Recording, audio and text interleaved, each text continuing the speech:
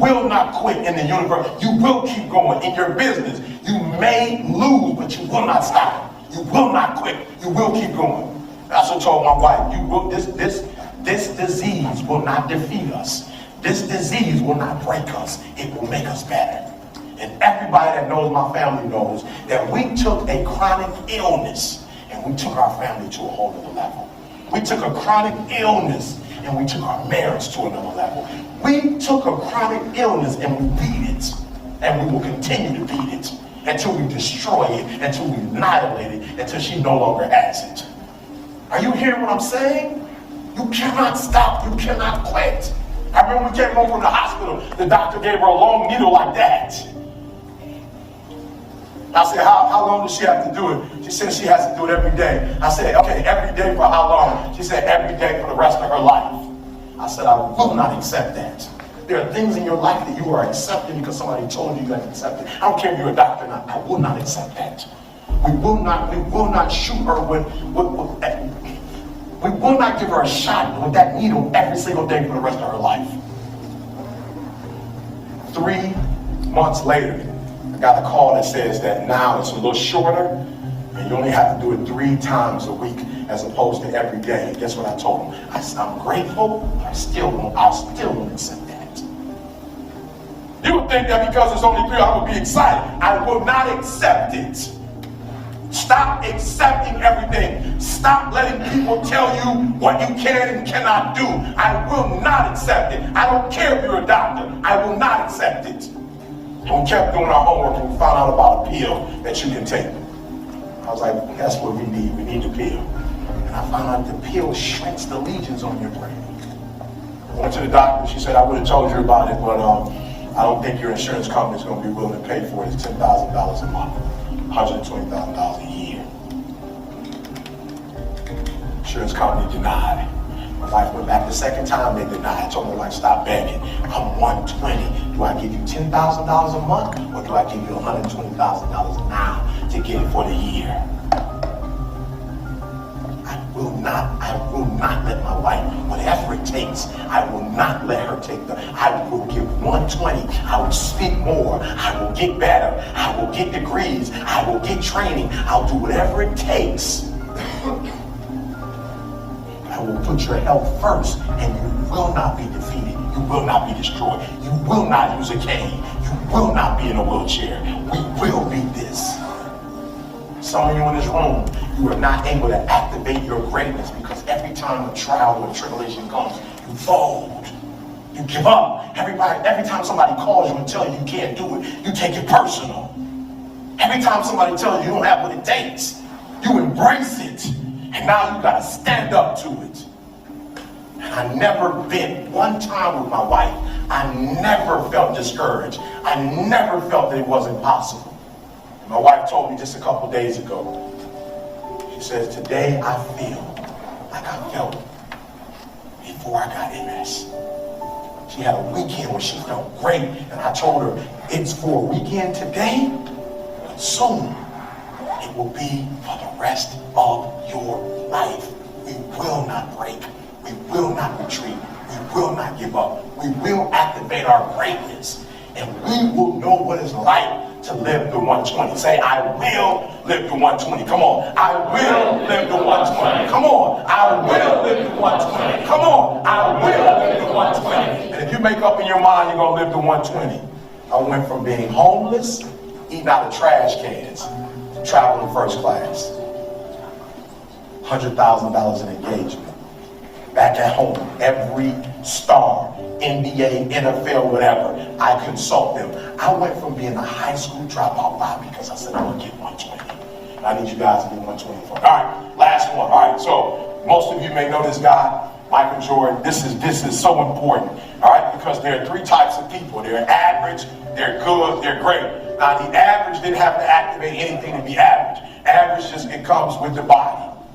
When you're born, average just comes as a part of the package. Right? Everybody starts there, average. Then you go from average, you activate good, and then you activate great. And Michael Jordan was considered one of the greatest NBA players that ever played the game. Why? Because he had more championships than anybody in this particular era. Great. Great.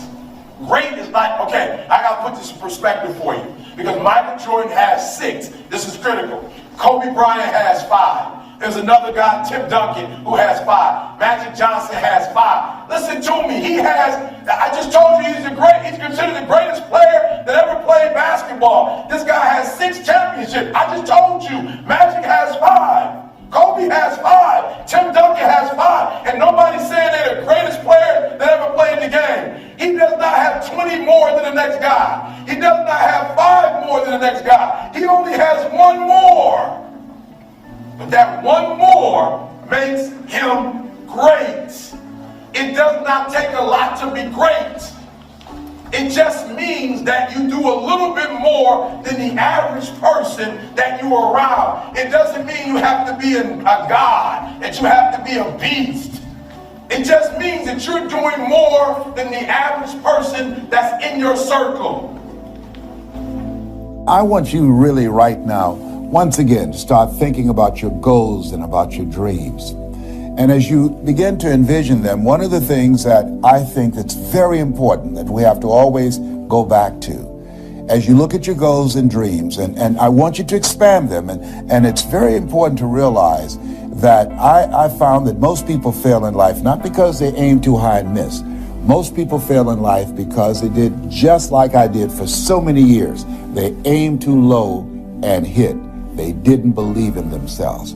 So I want you right now, as we begin to think about the lessons and all the things that you've experienced and all of the comments and stories and strategies and lessons that you've had, I think it's time to revisit and look at your goals and dreams, and let's raise the bar. I remember as a kid, we would be in the backyard and we would play jump, and somebody would get on one side of the stick, my sister and then my brother, we would run and we'd jump over it.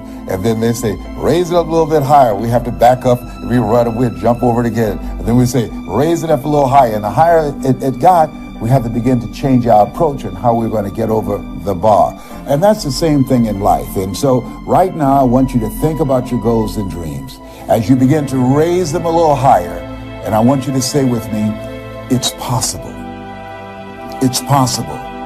You know, the easiest thing that I do is speak and train people how to speak. Go into prisons and juvenile detention centers and to high schools and colleges. Speak before thousands of people. I can do that in my sleep.